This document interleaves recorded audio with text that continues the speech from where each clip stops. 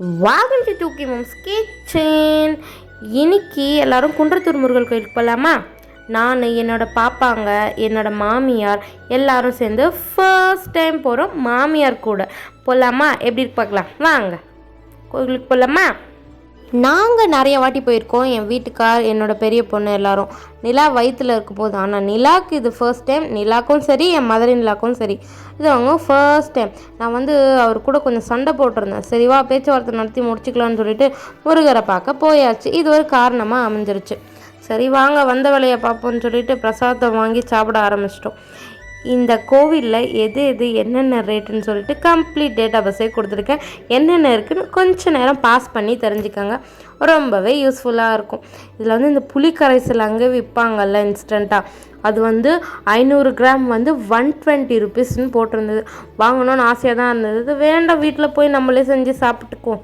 எங்கள் கொஞ்சம் வீடியோ பாருங்கன்னொன்னா ஒரே ஸ்மைல் தான் என் மாமியாருக்கு. சீக்கிரமாக வீடு கட்டணும்னு நினைக்கிறவங்களாம் அங்கே கல்லெல்லாம் கட்டி வச்சுருந்தாங்க.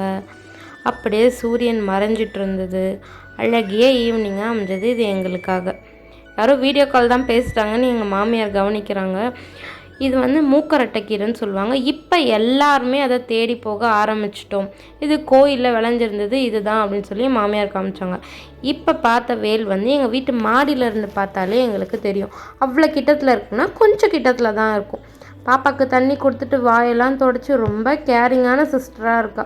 அவங்க தங்கச்சியை ஒரு கிச்சனுக்கு போயிட்டு வந்துடுறேன் இருடினா கூட உடனே கிச்சனில் தூக்கின்னு வந்து வச்சுட்டு உட்காந்துக்கிறான். அந்த அளவுக்கு பயங்கர லவ்வாக இருக்குது தங்கச்சி மேலே. நிலா உள்ளே போகும்போது தூங்க ஆரம்பிச்சு. நிலா சாமியெல்லாம் பார்த்து முடிச்சு பிரசாதம்லாம் காலி பண்ணிட்ட பிறகு எழுந்து உட்கார்றான். அப்படியே வெளியில் எங்கள் மாமியார் வளையல் போட்டுக்கோ அப்படின்னாங்க. இது என்னோடய ஃபர்ஸ்ட் டைம். வளையலெல்லாம் போட்டு முடிச்சுட்டு ஜாலியாக நடந்து வந்துட்டு இருக்கும்போது அகெயின் எனக்கு ஏன் வளையல் போடலன்னு தீப்ஷிகா, சரிவா உனக்கும் போட்டுடலான்னு சொல்லிட்டு அவளுக்கும் கூப்பிட்டு போனாங்க.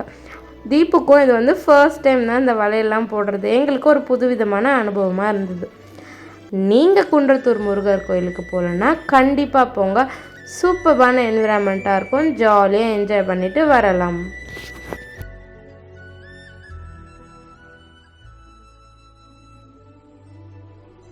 நாங்கள் மடப்பள்ளியிலேருந்து என்னென்ன பிரசாதம் வாங்கிட்டு வந்தோன்னா, மிளகு வடை வந்த உடனே காலி பண்ணியாச்சு. இது கைமுறுக்கு, அதிரசம் இதெல்லாம் வாங்கிட்டு வந்தோம்.